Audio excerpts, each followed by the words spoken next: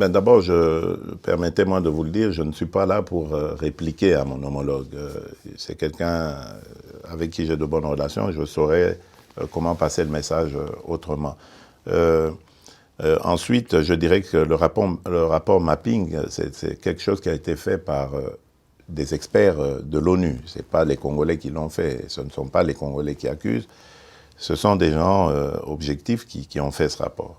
Et ensuite, je dirais aussi que justice doit être faite pour toutes les victimes, toutes qui sont tombées, qui ont été arrachées à la vie au Congo et ailleurs dans la région. Et donc, pour moi, ce serait plutôt une attitude positive que le président Kagame aurait de collaborer à cela. Parce qu'à ce stade, il n'y a pas encore de condamnation. Donc il faut se mettre au service de la justice.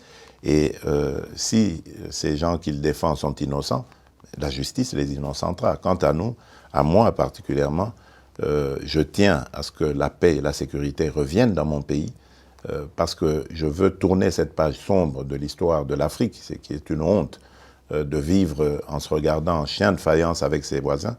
Je veux la paix pour mon peuple, mais pour les peuples voisins aussi, que nos pays se tournent vers leur développement plutôt que de se faire inutilement la guerre. Demain, lorsque cette paix sera une réalité, nous allons ouvrir ces pages aussi sombres avec la justice congolaise et voir dans quelle mesure nous pourrons régler les méfaits du passé par une justice transitionnelle ou par une justice pénale, enfin, peu importe.